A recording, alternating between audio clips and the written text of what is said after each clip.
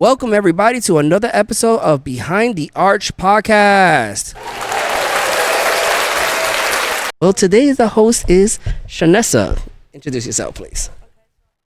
Shanessa. I'm in and just asking the questions to these two lovely people.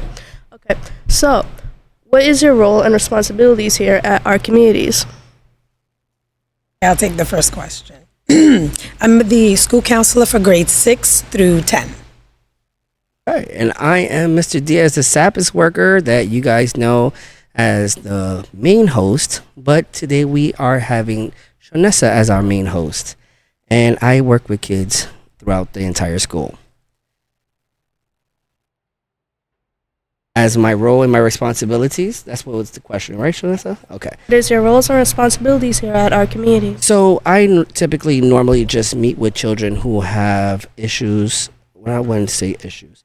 Who need support when it comes down to substance abuse.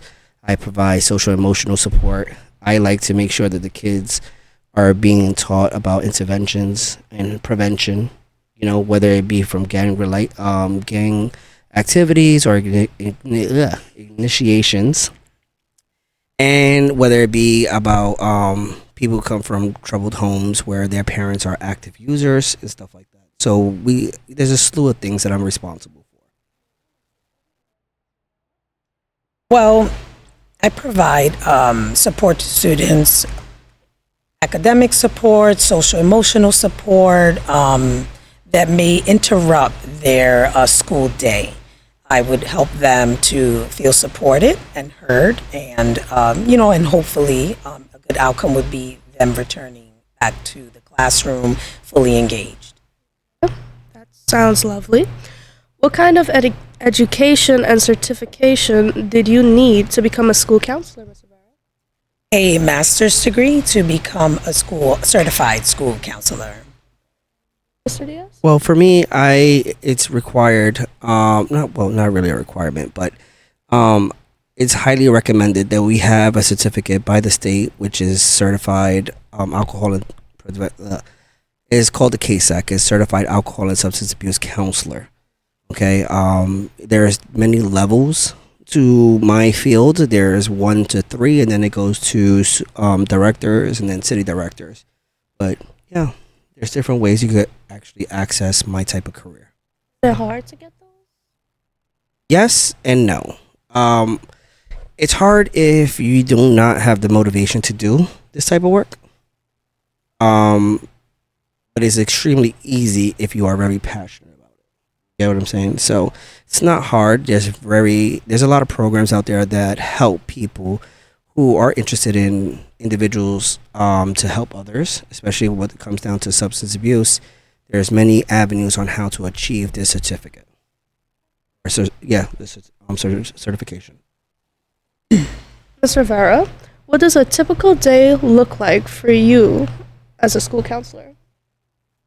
Well, a typical day, I start usually my day. I check emails, I review my schedule for the day, and I follow up. I look to what I have to follow up with, pending tasks from the day before, and prioritize the best way I can, and then interruptions happen.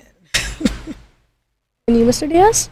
A typical day for me, it's an adventure. Oh, right? It's an adventure. I will tell you. I could come in with the mindset that I have a whole schedule that I am going to follow. And as you kids see that I have a whole list of a schedule in front of my door. Is it going to always go that way? Absolutely not. So a typical day for me will be me coming in, prepping myself for any lessons or groups that I'm going to be doing for that day, assessments, and just preparing myself for any crisis that's going to end up taking place that day. The crisis could be minor. The crisis could be extremely large, depending on what it is. And sometimes my day is that I have 6 classes scheduled to go give a lesson to, and I only get to 1 because there was 5 different crises that happened, and it requires my attention. So it all depends. So on paper, it looks lovely. In actuality, it's not. Is it stressful? Some days yes, some days no. Depending, I think the stress for me is hearing some of the stories that come out of the mouths of the kids. Breaks my heart a lot of times. So I think you can attest to that, Miss Rivera. You know, because that's one thing that is really hard when it comes down to what we do here in the school, and that's a lot of things that teachers, admin, they don't know about in the background. So some days it's stressful, other days it's not. It's actually extremely fun. Okay. What about you, Miss Rivera? How, like, is it the same way for you? Like, when it comes down to Very stressful or mild? Both. It's a mix, right? Because it depends what's coming in, and youth. There are a lot of big emotions, and everything is major because that is the world that they're living in a world surrounded by circumstances and situations that they cannot control. Agreed. And we help them create coping skills, and how to handle it, because this is for the rest of everyone's life. Life happens. Nothing happens. On to the next question. What responsibilities do you feel need to be changed to be more effective in your role? This. I just made some notes. I believe one area of improvement in school counseling responsibilities is the assignment of grade levels.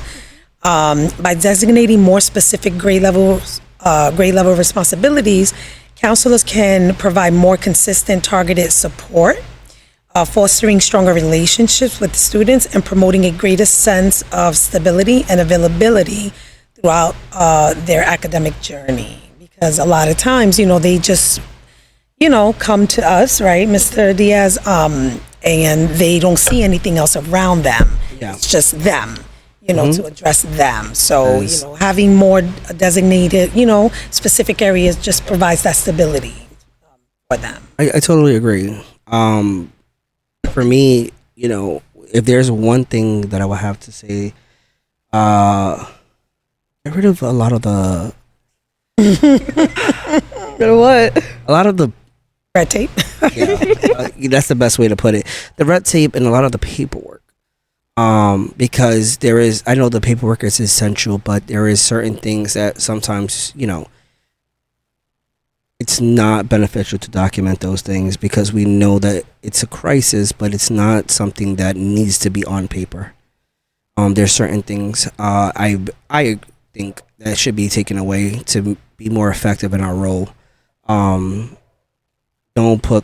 don't want to say quotas because we really don't have a quota, but we do have a quota. The unofficial quota. Get rid of all that nonsense, the politics and everything like that. We all were children. We know what our world was like. And we know that our whole world revolved around that one situation in that one day. And unfortunately, people tend to forget about that. I'm not in agreement with so much core classes. I'm going to be honest with you. I am not a fan of the length of time they spend here trying to get education, where a lot of it is not going to be applicable to their actual lives. I think eliminating certain things would be more effective for the children, but it also be more effective for us, and we'll be able to actually educate these kids into what they need to be for the next generation. Exactly. I am a big fan of vocational high schools and stuff. I went to a vocational high school myself, but teaching kids that are things that are actually practical in the real world and is geared towards them is the most effective thing. I think that's just getting back to the roots. It takes a village to raise a kid. Mm-hmm. I think getting back to the roots is the most important thing. All right, so that's actually a pretty good answer because you said getting rid of some classes, not like core classes, but some classes that are needed for like when the student gets older, they don't really need those classes. What classes would you say aren't really needed for when the student gets older? I think it's more of interest. There's a lot of kids that are more interested in history than they are in social studies. I know it's almost the same thing, but you get, when you get into high school, it's history, but in middle school is social studies. There's some kids that are more into science than they are social studies, and I think just gearing a program that fits the kid I think that is the best way that you should eliminate some of those classes. No, Students' interest exactly. focused on. I agree. I think so. I think it would be more beneficial for the child. It'll be less stress. You get what I'm saying? Because, like today, for instance, there's some kids that are taking, I think it was the social studies test, right? Science test. Okay. Science. So the kids that don't like science at all, can't stand it. They're just sitting there suffering, stressed out for a test. Picking any answer. Yeah, and now you're talking about statistics and all these things, and it's bringing the numbers down, and it makes the child look like they're not capable, but that's not their interest. They're not going to give it their all for something that they don't like. Let's be realistic. You kids don't like to do chores at home, right? I'm pretty sure. Get rewards. You see what I'm talking about? So, there's always has to be a reward somewhere. If there's an interest or there's something that's beneficial to you, then that's the only way that you would give it your all. So I think that's why some classes should be taken away, and the program should be geared to every individual kid the way that, whatever they express their interest, the same way that it is with, colleges do the same thing, but they're supposed to gear a program or a schedule towards what they want. All the prereqs and all that's irrelevant, That's a really good answer. I love it. So, Mr. Vera, how do you balance your responsibilities with your passions? Good question. That's a good question. Well, balancing my responsibilities with my passion involves intentional planning and alignment. I prioritize my core duties by staying organized, setting clear goals, and managing my time effectively.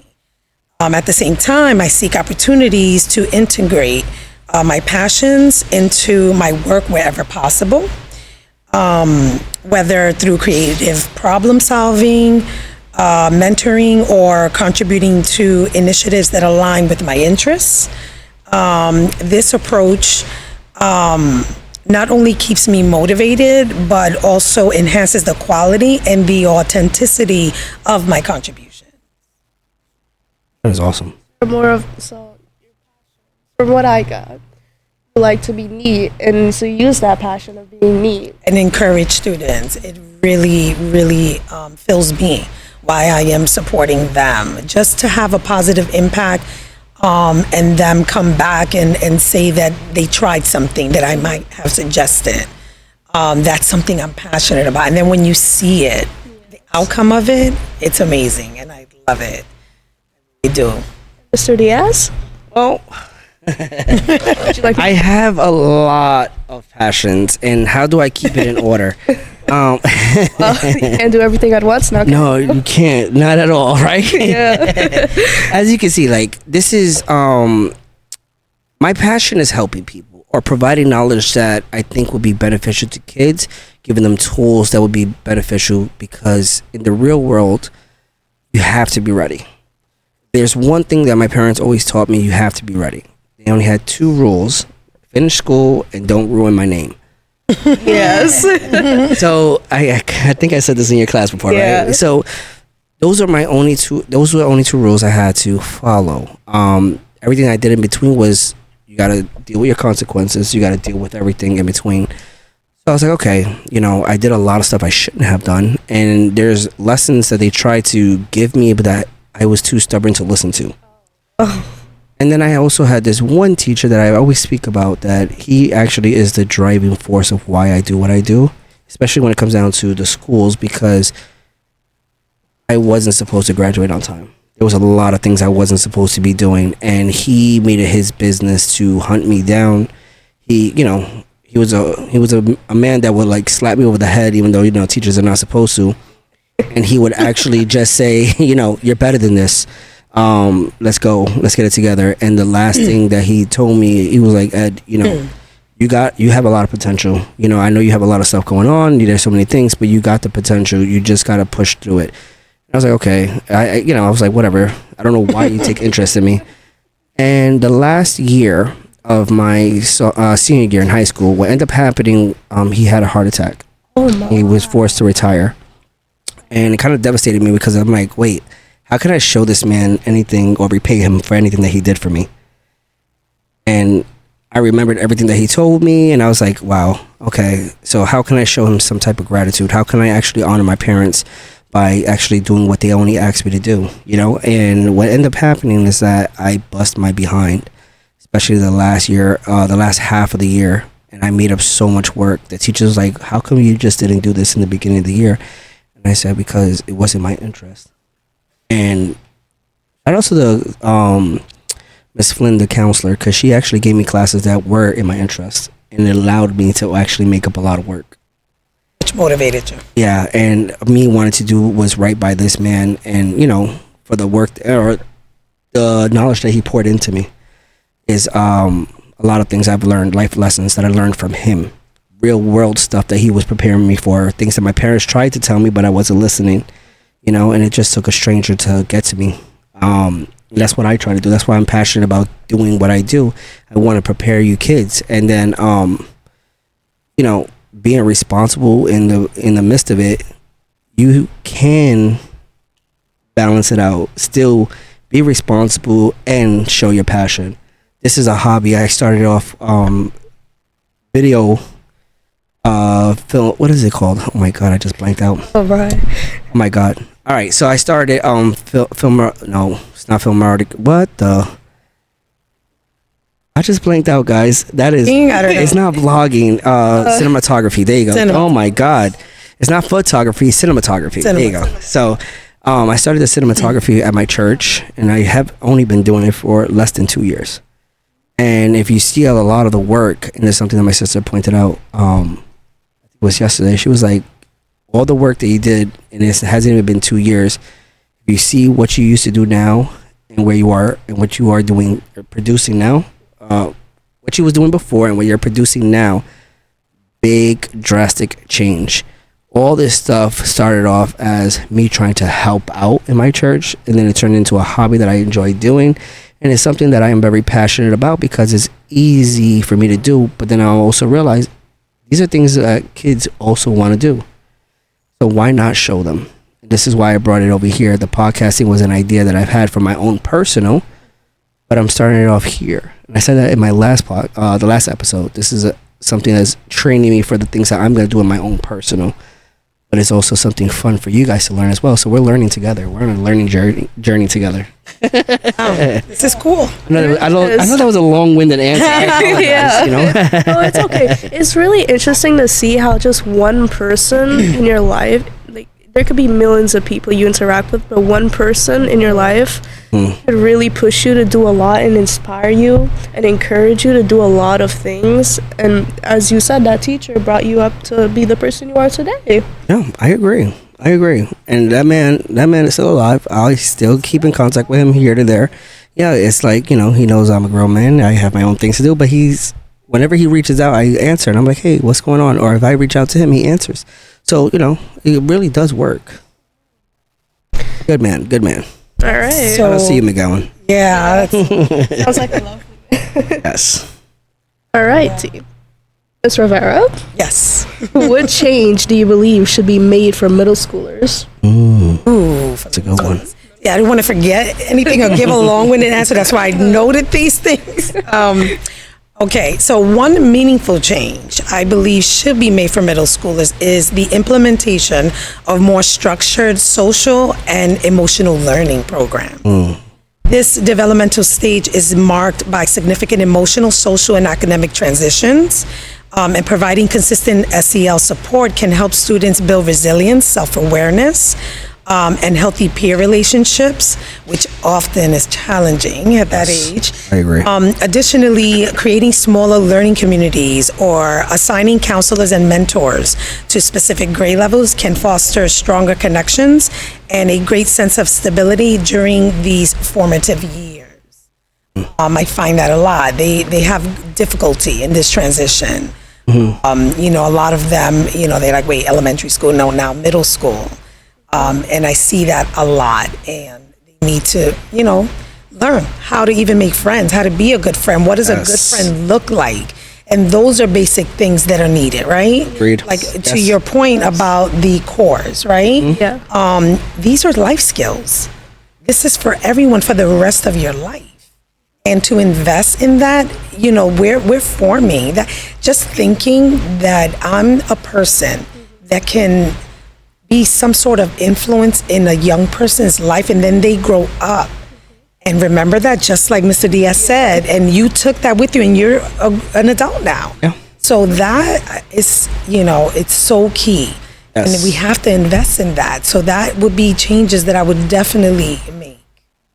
Sure. I definitely agree with that. I think that is one that will actually be more beneficial, especially, in this is a crucial age. And this is one that I think I said in your class too, right? That my mom always called middle school the stupid stage. Yeah. That's where you're still trying to figure out, you're going through changes, Exactly. So you're changing physically, you're changing mentally, but then you're also learning who you are. And you don't know who you are just yet. But then you're also learning your parents, and your parents are trying to learn who you are or who you're changing into, because there's a couple of changes going on, and they're like, hold up, who are you now? You know what I mean? So I think I do agree, Ms. Rivera, with the mentoring program and the more social emotional, because the transition is big. We noticed that, a lot of the kids, it's not now, because I think everybody has gotten, or they had transitioned really good. But when COVID happened, the transition where a lot of kids went from as elementary, all of a sudden we're in middle school. What's going on? And we're in 8th grade. What happened? What happened to 2 years? Lost. Well, even though it wasn't 2 years, but you get what I'm saying. What happened to 2 years? Because mentally they went from, we're standing in line, holding each other's hands, to, okay, get to class. What are you doing? And it's like, wait, where did the transition happen? How did they missed a lot of the social connection. And I think that's the mentorship. Yeah, but during the COVID-19, like the pandemic, when everything shut down, wasn't there online schooling? Yeah, there was, but let's be realistic. Yeah. You know exactly where I'm going with this, right? Okay. There's a lot of kids that really didn't do the class. And there was a lot of cameras off. Yeah. I'll be engaged. There's a lot of kids that would just be playing their video game, and they would be leveling up on Fortnite. And then all of a sudden, it's either Fortnite, Call of Duty, and they ask you what's 2 plus 2, and you're like, huh? Yeah. And what happened to that? So for some, they took it serious, and others they didn't. And then there was also those rare. Well, I'm not gonna say a rare few, but there was a good amount of population of kids that are underserved, in the sense where they come from a rough household and they didn't have devices, they didn't have internet. They had a lot of trauma that they wasn't talking about, because they witnessed a lot of the abuse that was actually happening, because now they're all trapped in and they are being subjected to it. So there was a lot of factors when it came down to COVID, and I left the hospitals right when COVID was ending, or right when it was still in the height, but I worked in the hospital throughout all of COVID, and then I came when the schools were about to be fully in person. That's when I made the transition, and I myself was having a rough time, because a lot of my patients at that time, they overdosed. They was clean. There was a lot of stuff that was happening, but unfortunately, you go and tell somebody that just got their life together that they got to go back into a box, and it's like, wait, I just did 10 years of prison. I got my life together. I'm about to be released, and you're telling me I gotta wait, and I gotta be back in the box, and they wasn't mentally prepared. And that's adults. So imagine the children. You get what I'm saying? So when I transitioned into the schools, it was something that I wanted to help out, but I noticed the same patterns happen with the kids. So the social, emotional, and the mentoring, I think, is one of the biggest things that we should implement in all schools. There's a select few of kids, I'm not gonna say select few, but there's quite a few kids, and Ms. Rivera could attest to this. I have tons of kids that come to my office, and most of the time, Yes. Yes. most of the time, it's for social, emotional Action. support. Yeah. And everybody knows what I do in the school. You can never tell who's who, because I don't let that be known. That's number one. And number two, every child needs that support. I'm never going to turn away a child, and that's just how I am. If I am busy, I will tell the kid, not look at my schedule, not today, I can't. I have you first thing in the morning.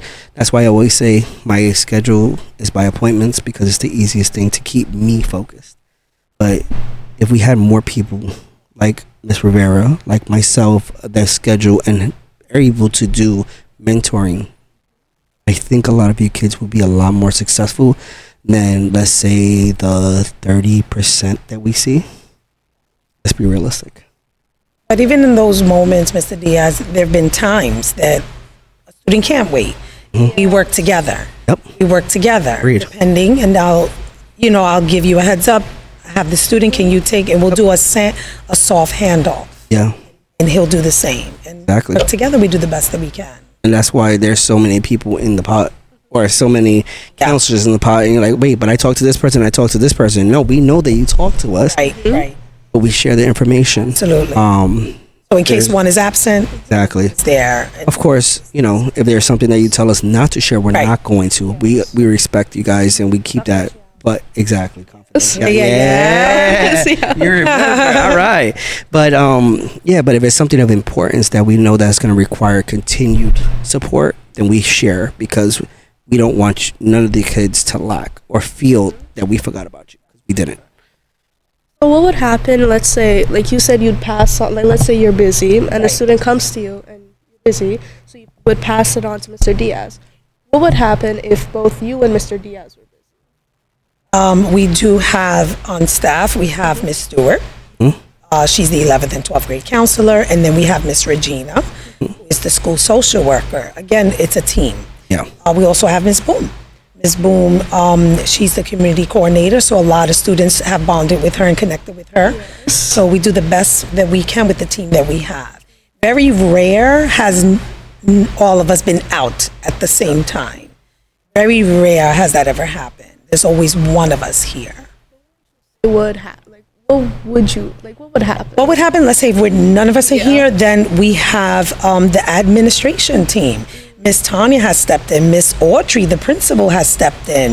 Mr. Scott, Miss Mary. And, this is why it's so important that we communicate with each other as a team and collaborate together to let one another know, especially there are some sensitive cases that we do share information. Just yesterday, Miss Tanya had needed some assistance with a student that she already had information on, and she knew, and she had reached out to me. I went to get the student, and it was before I got here. So they step in. They step in, all hands on deck. And to further, dive into that, when you say if nobody's here, there's always somebody here. Yeah. You see, Always somebody here. Yeah, somebody. There's always. And you kids, let's be realistic. You may not like us, and that's okay. We don't take it personal. You may not like how we speak to you or correct you in certain ways, but you need correction, not over correction, but proper correction. And we all care about you. If there's one thing that I could actually attest for when it comes down to all staff members, you guys are always on our minds. That's right. Good, the bad, and indifferent, doesn't matter. So I think, that's one thing that kids will not realize until they're in a situation and they speak to the right person or somebody new, and they're like, hold up, you knew about this all this time, and you didn't judge me, you didn't say nothing different, you didn't do anything at all, you still treated me as me. And I think that wakes up a lot of kids when they actually experience it. Yes, it really does. It has happened. Yes. Alrighty. Ms. Rivera, Yes. what are the differences and similarities between the middle school and high school counseling? Hey.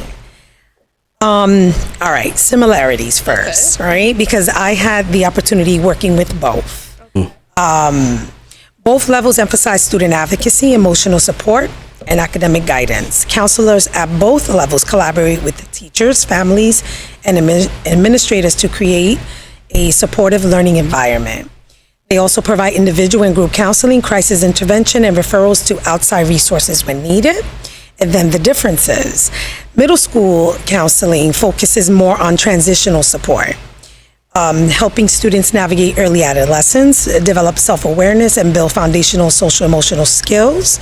High school counseling places greater emphasis on college and career readiness, including course planning, standardized testing, and post-secondary options.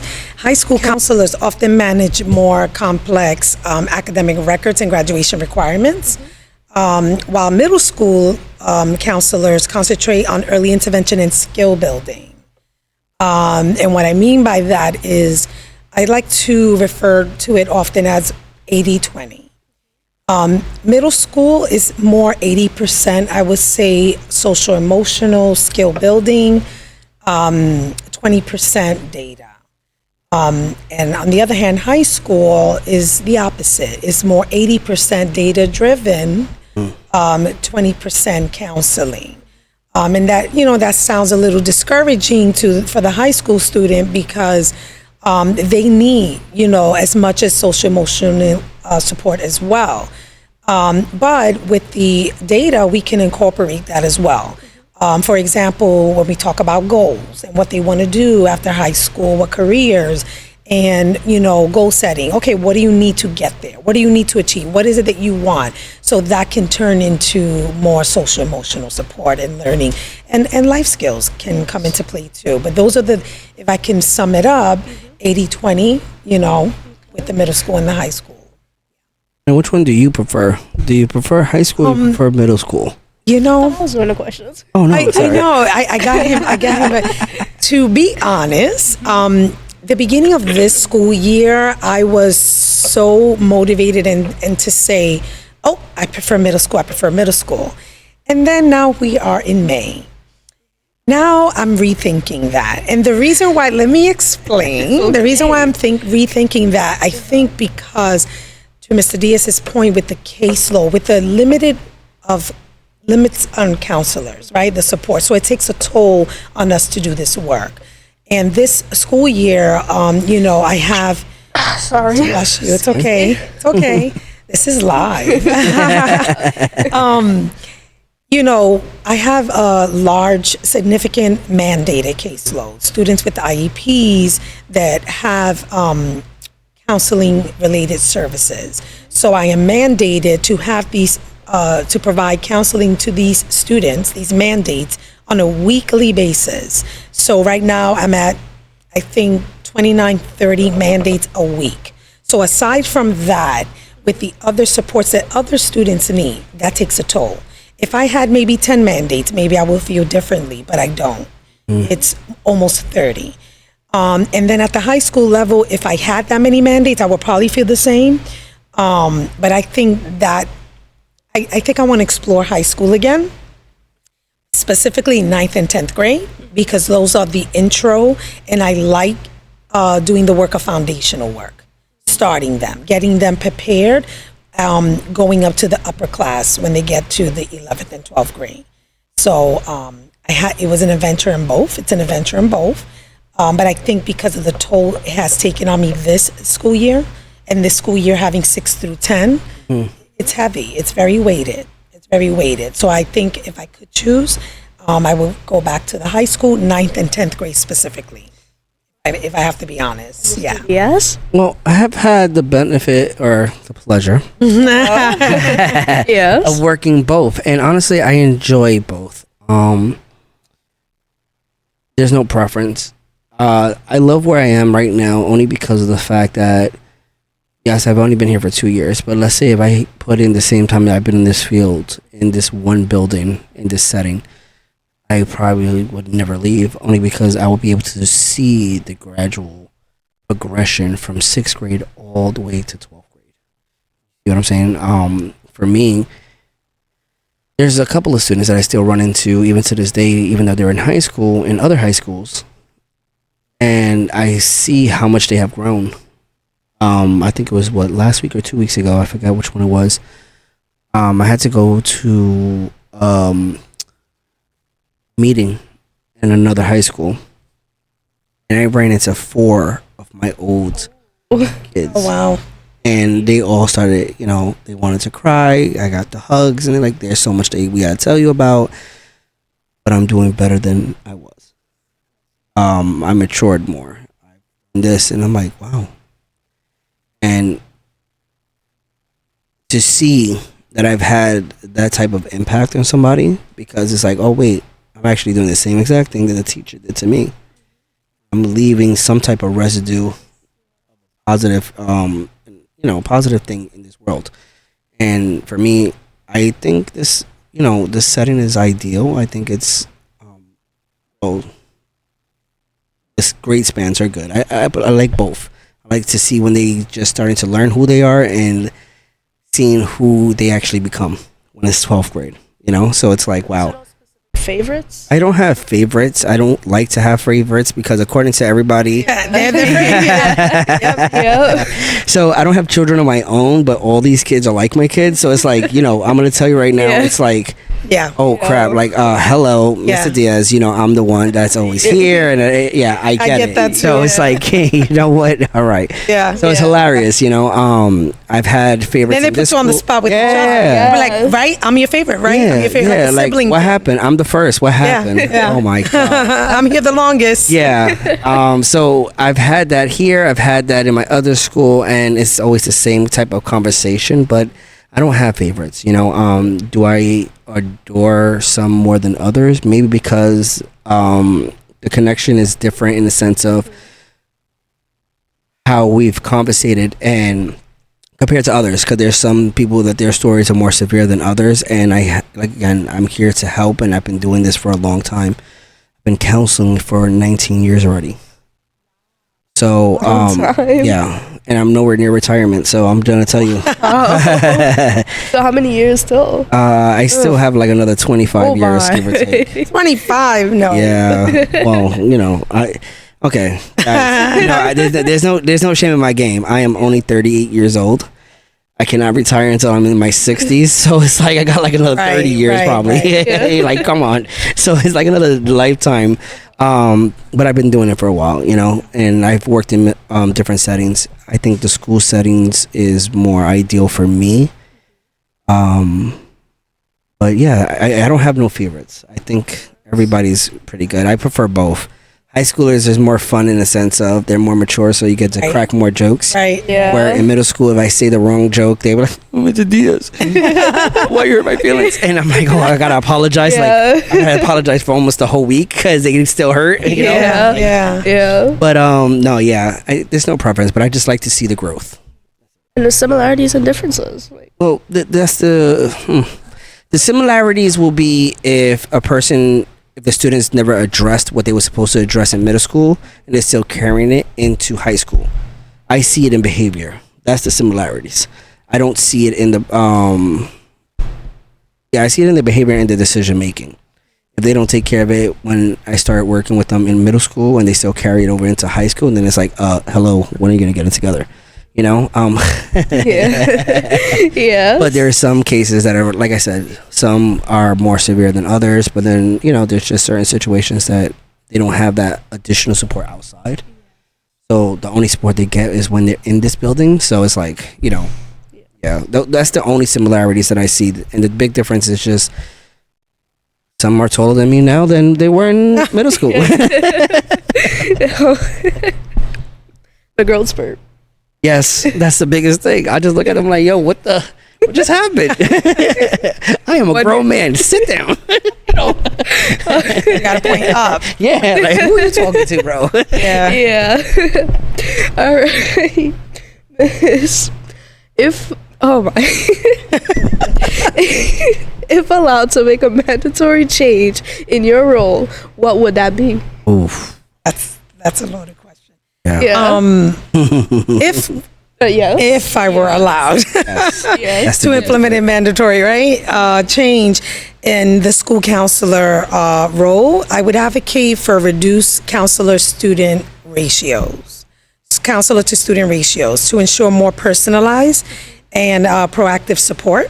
With smaller caseloads, counselors can build stronger relationships with students, provide more consistent academic and emotional guidance, and intervene earlier when challenges arise. This change would not only enhance student outcomes, but also allow counselors to fulfill their roles more effectively and meaningfully. That I would, student to counselor ratio. Like that. Yeah, I agree. Mr. Diaz? Yeah, I definitely. We always talk about because- that. No, yeah, all the time. I do. Yeah, like we all. Oh my Busting at the seams, So- triaging. I'm gonna tell you how it works for a SAPIS. Okay, there's only one of me, Yes. and I service the entire school. So we're talking about 500 students or whatever the population is for every school.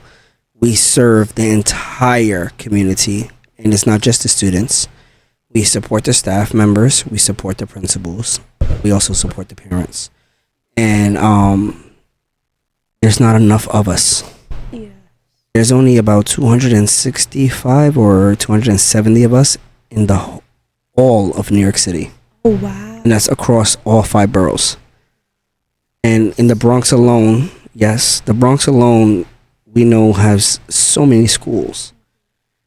There's not enough of us to serve. In this school alone, we know this is a shared space, and we have 2 other schools. They don't have a SAPIS. I'm the only one in the building, but I'm also the only one working with our communities. It must be stressful for those like social workers. The ratio with the students and the social workers. It's like let's say there's one social worker in the school building. There's like 20 kids coming to them, talking to them. It must be stressful. It is. It can be. But then that's where the whole balance of the passion and responsibilities come into play. If you're not passionate about this work, you are definitely going to crash out. As you kids say, crash out on its next level. I've experienced burnout before in my career, but I will say that, that experience has allowed me not to experience it here. There is a lot of stuff that is overwhelming, but I think the biggest change is having 2 for a SAPIS. It's having 2 per school. It makes it easier because Never heard of 2 SAPIS in a school.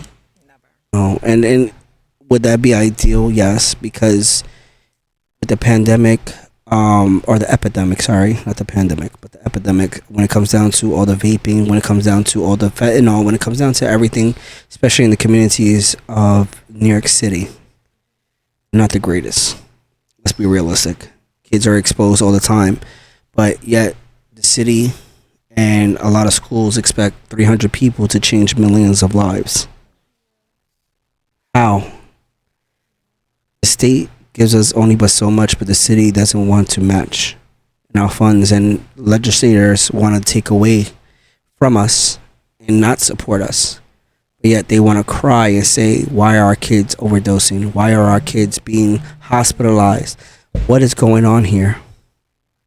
And unfortunately, there's not enough of us to actually lend a hand and help out. And sometimes the student or the kids don't want to talk with anybody. Exactly. Bottled up inside of them. Yeah, a lot of kids do that. And the snowball effect. Exactly. You are listening. You see? Take lessons, guys. Take notes, okay? All right. For the question I really wanted to ask both of you, let me start with you, Ms. Rivera. Yeah. How is school counseling and therapy the same, and how is it different? Okay. School counseling and therapy, some similarities, particularly in supporting students' emotional well-being, but they are not the same. I get this all the time. School counseling is a broad, school-based service that addresses students' academic, career, and social-emotional development. It is typically short-term, goal-oriented, and focused on helping students succeed in the school environment. In contrast, therapy, often referred to as a clinical or mental health counseling, is more intensive and long-term, addressing deeper mental health concerns such as trauma, anxiety, or depression.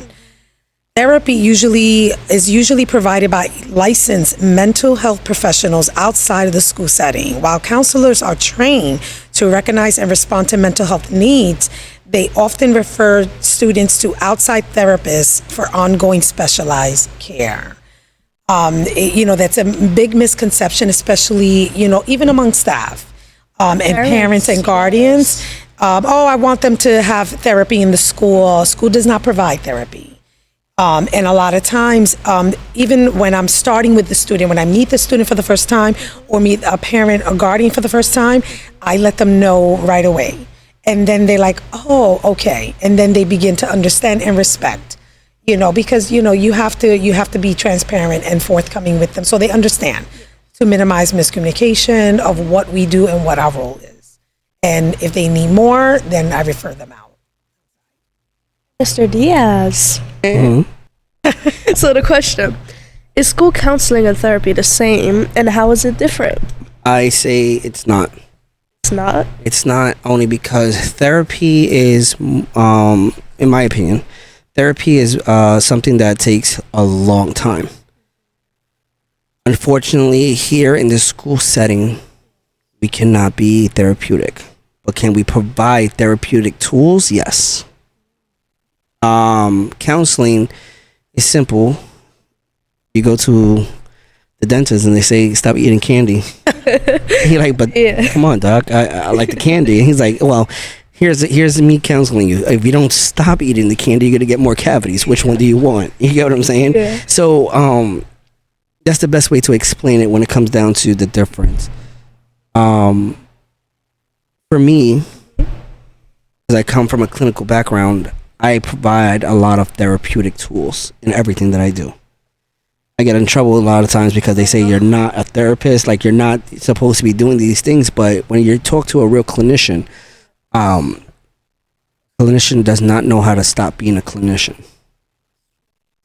So that's why I give all that I have to the kids and give them all that information so they could actually learn. Because if I remember correctly, when you spoke to my class, you said that you worked at a hospital before, right? Correct. And in there, as a clinician, I had various therapeutic sessions. I had groups, individual sessions. It changes, but you always got to be therapeutic and clinical at the same time when it comes down to working in the hospitals and working with, for lack of better terms, full-blown addicts.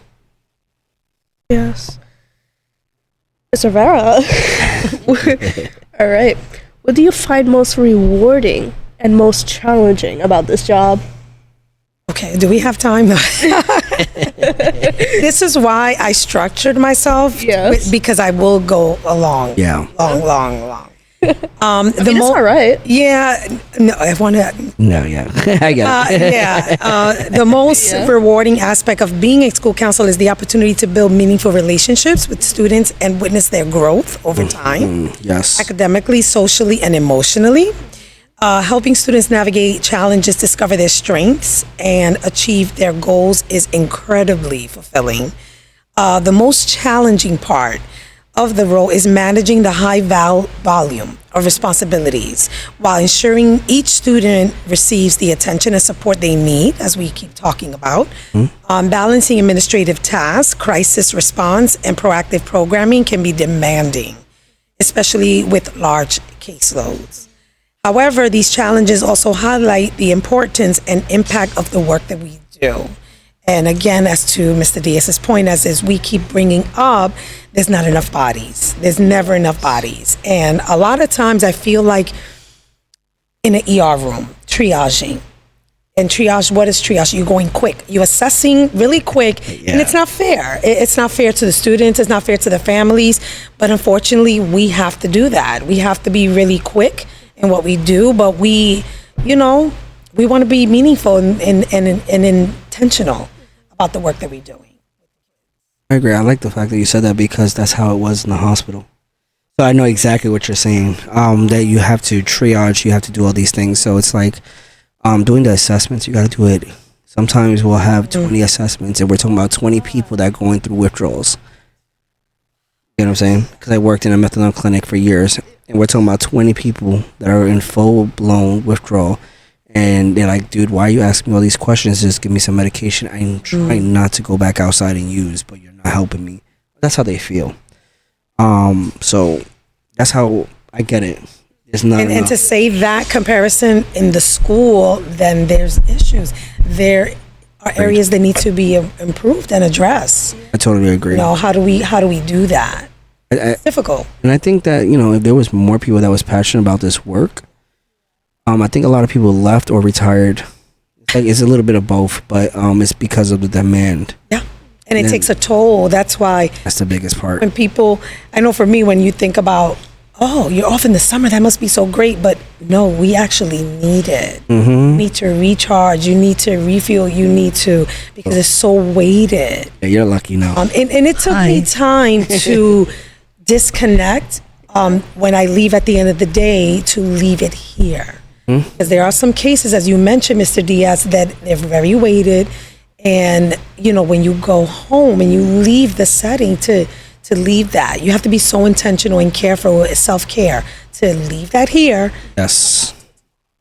Great. Heard from like other people and other things that like social workers, counseling, or just therapy in general. Like when somebody tells you something rough, it like sticks with you a lot, and you really can't forget about it. It's some are hard to forget. The best comparison that you can see. You ever seen Twilight? No. Oh, okay. Twilight Zone, you mean? No, yeah, no, not Twilight Zone. The Twilight, the movie. Whatever. Well, you'll all right. Yes, I know. You'll see what I'm talking about if you watch it. Yeah. And you'll see that Jacob is always talking about imprinting. Oh, imprinting. So it's like whenever you hear what we have to hear, it imprints on us. And it's like, yes. What up? It's in us. It becomes like a part of it. Yeah. Try to shake it off. Yeah. Oof, that's hard. Yeah, for sure. All right. Ms. Rivera, Yes. how do you support those who are in crisis or experiencing grief? Ooh, that's a good one. All right. This is why I prepared. Yes. When supporting students in crisis or experiencing grief, my first priority is to create a safe, calm, and non-judgmental space where they feel heard and supported. I listen actively, validate their emotions, and assess the immediate level of need or risk. Depending on the situation, I may provide short-term counseling, help them develop coping strategies, and connect them with appropriate resources, including mental health professionals or crisis services if necessary. I also collaborate with families, teachers, and administrators to ensure the student receives consistent support across environments. Follow-up is essential, so I check in regularly to monitor their well-being and adjust support as needed. My goal is to help students feel seen, supported, and empowered to navigate their healing process at their own pace. Yeah. That's my first priority. That's how I would do in that order.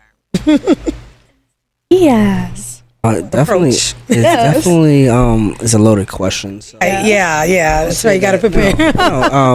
There's different ways to go about it. When it comes down to grief, there's no one set way. Unfortunately, if you wanted to ask me in a clinical aspect, then it will have to be that I will have to be extremely therapeutic. Go through the stages of grief with you. You asking me for a school setting, I gotta check on you as much as I can, Right. when I get a chance. And I hate to say it that way. No. But it's realistic. This is what we have to work with. This is where we are, so it depends on the situation. It depends on the severity of the crisis. That's why it's awesome that we have a team, because if there's been plenty of times where one is dealing with one crisis, but then there's another crisis that happened. It's like, hey, I got it, don't worry, let's keep on going, and that's what we have to do. I just wish there was more of us. There's not enough of us. It must be hard for with people experiencing grief. It must be hard for you. From what I'm assuming, it must be hard for you to help them, because different people go through different stages of grief. Some people try to talk to other people and socialize. Some will just keep it bottled in, and some people.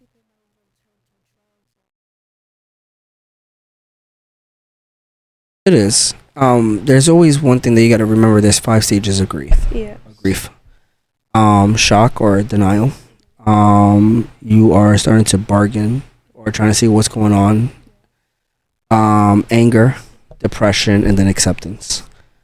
And you could be at any stage at any time, because there's some people that live a life, or they have a life, where they never got to tell the person I'm sorry. Never got to tell the person I love you. Never got to say forgive me. There's different ways of going about this and how a person handles grief. If they are strong enough, they'll go through it correctly. But grief doesn't have a set timeline. I not get that acceptance. Exactly. Live on feeling guilty. Unfortunately, there's a lot of parents that, sometimes, most of the time you see it in parents, then you see more in kids. Affecting them. Exactly, and they don't get to accept until years later. And one thing that I will realize or notice is that you got to find the tool that works for you. For me, and I've always said it, and you guys know it as well. I'm a big believer. That's what I rely on. I cannot rely on my own strength. You know what I'm saying? So that's how I deal with grief on a personal. So I try to help kids on try to find what is a tool that works for them to deal with grief. Grief is not just somebody dying. Grief is a loss of a relationship. There's a big difference with that too. So parents, when your kids are trying to tell you, I'm sad, I'm depressed, and all that, and you're trying to tell them, oh, there's nothing for you to be depressed. Be careful what you're saying, Right. because the fact of the matter is, they probably just lost a relationship. They lost their best friend, and that's what they're grieving. So understand, grief is not just because of somebody's dying. Yeah. It's the loss of something. For something valuable. Exactly. Our final question, Rivera. How do you manage confidentiality when working with minors? Kids. They teach us this, and I'm sure with you Yeah. too, right? In school. Confidentiality is a cornerstone of building trust with students. Even when working with minors, I make it a priority to explain the boundaries of confidentiality clearly in age appropriate terms that they can understand. So students understand what information can be kept private and what must be shared for their safety. I maintain confidentiality unless there is a risk of harm to the student or others, or if there is a legal obligation to report. In such cases, I inform the student when appropriate that I need to involve others, and I do so in a way that is respectful and supportive. I also work closely with parents and guardians, balancing transparency with the student's right to privacy, always with the goal of ensuring the student's well-being. That's the first thing when they come into my room, and I remind them. It's a safe space, and I also tell them they get a kick out of this. I tell them I'm a secret keeper. I can keep a secret, except regarding harm, self-harm or harm to others. Those are secrets that I cannot keep. And I make sure that they understand that, and then their guard is down and they're safe to, disclose. And It's where it work. I think It's it works the pretty same much- way, right? yeah, I have this. P's. Yeah. Huh? Your 3 P's. Yes. So I don't like. I tell the kids there's only 3 things. Yeah. That. And I call them the golden rules. The 3 things that I would not that will allow me to speak to somebody else: self-harm, harming others, or someone harming you. Right. Other than that, The I am secret. yeah. I'm like Pandora's box. You can Exactly. tell me everything. Exactly. No filter, and they do. They do. And there's no judgment at all. We Nope. listen and we don't judge. That's right. We do not judge. No. So that's the main thing that when it comes down to confidentiality, especially, I understand the confidentiality laws at a greater risk because working in the hospitals and how severe it is. How severe. And I'm sorry, I love my life. I'm not getting locked up for you parents. Sorry. Or losing license or My livelihood. No. no. And parents could, parents could walk up to me, say, I know that you was talking to my child. And I'm like, who's your child? I know you know my child. I don't know who your child is. Meanwhile, their child could be next to them. After I'm done talking to the parent, I'm like, yo, what up? How you doing? You get what I'm saying? I don't care. Right, I'm not acknowledging. Yeah, because we're here for them, for the Exactly. students. Yeah. Of course, parents, we only tell you when it's severe. Safety. Yeah. Self-harm, Yeah. harming others, or someone harming them. That's it. Everything Don't else. ask, don't tell. Everything else. Yep. We're vaults. We're keeping it quiet. But what would happen if, let's say, I were to go to a counselor and I talk to them, and instead of keeping what I told them hidden, they, let's say, tell another person? What would happen? 2 things. One, depends on what they're talking. Because there is some information, again, that we need to share with each other. So remember how we said there's no one not in the building for you? Depending on what the situation is, you get what I'm saying? If it's something more like, okay, I told the counselor about my crush, and then all of a sudden my crush said, I heard you told Mr. Diaz, then that's a breach of confidentiality, and we have a problem. Right. You get what I'm saying? Right. But if it's something like, okay, Vanessa said that she wanted to cut herself. Yeah, we're gonna tell everybody. God forbid, you know what I mean? The staff. We have to Your tell. safety, yeah. Because then it's like not just one. It's not one pair of eyes. It's multiple pairs of Watching eyes, over. Hmm. making sure that you're safe. Right. So, if that was to ever happen, you know what I'm saying? There's different ways to handle the situation. You go to another staff member, you bring up your concerns. You could file certain things. When I say file, you go to admin and stuff and say, listen, this is my concerns. This is what I think. This is how I feel. Whatever. And then they'll take it on to the next step, and they keep on following. What is the next step? Yes. So that's a question I really can't answer because I've never been in that position. Yeah. But I know there is steps after. That's beyond me. I love the fact that you brought up like the cutting because like personally I have a cat, so it's like my cat just scratches me all over my hands and everything. So when I go like public places or like to the airport like one time, Yeah. the police was just staring me down. Yeah, because it could resemble someone who's cutting Yeah. themselves. And it's not the whole case, you know. Yeah, and at one point, one of them actually pulled me aside to ask me. And Are you okay? Yes. What's going on? Yeah. Yes, and I had to explain to them. I was like, But- "Oh, I have a cat."